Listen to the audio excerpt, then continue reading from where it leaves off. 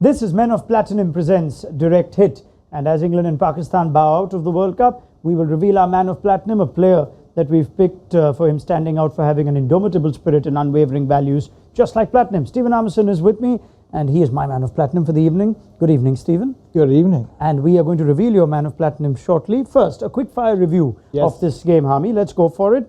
What impressed you most about England's approach with the bat today? Well, they got off to a great start. Power play was something which hasn't been happening. They give themselves a concrete base to build from and go hard at the end. And Stokes in the middle, a little bit of what might have been if Stokes had been fit for the first 3 games of this tournament, especially the way he's played in the last 3 games. All right, let's talk about Ben Stokes. Second question, should Ben Stokes continue playing ODI cricket? No. I think his value of England Test captain is far outweighs anything he can achieve now in 50-over cricket. He's already a World Cup winner.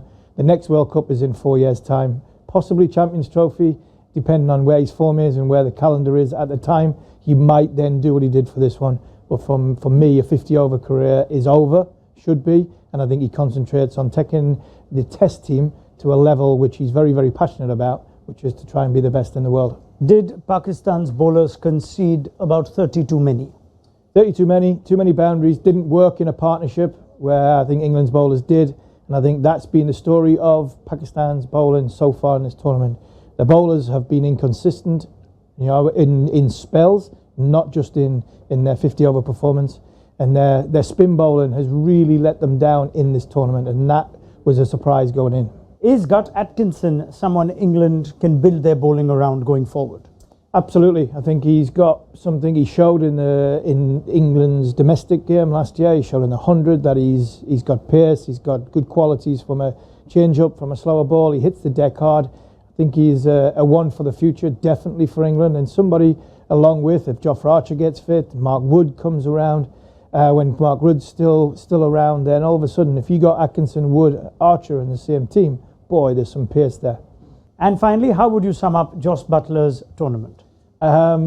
It's hard to sum it up in words, which I don't want to be disrespectful to a guy who, for me, is the greatest white ball player England have ever produced.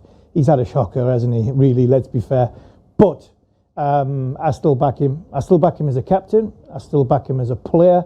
He's a wonderful person, and I think he's somebody who I think once reflection, this World Cup's finished, he will not only get his own stamp on this team, hopefully he will take England back, not only personally, but the team back to the top of the tree in 2 years to come and be a challenge in 2025 for the Champions Trophy. All right, we've still got more of Butler, but we will not see more of David Willey. And Steve, is he your Man of Platinum today? And tell me why. David Willey is my Man of Platinum, not just for today, but for a career that's well done. Only 14 players have took 100 wickets in one-day cricket for England. David Willey did that during this game. He got 15 runs off 5 balls with the bat, 3 for 56 with the ball. He has had a good career. He's never let England down.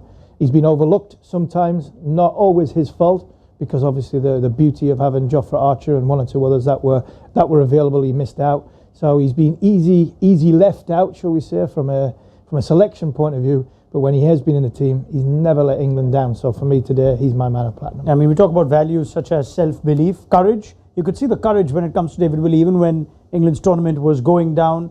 He put in a shift against India. He got wickets with the new ball today, dismissed both openers. Courage and self-belief, which we like to associate with Platinum as values, they speak for David Willey too. He's always been someone who's believed in his abilities and had the courage to perform. Yeah, I couldn't agree with you more. He's a man who sticks his chest out. He always wants to be in the game, whether it's with bat or with ball. We see it in domestic cricket in England. He opens a bat and goes high up and wants to take the power play challenge on.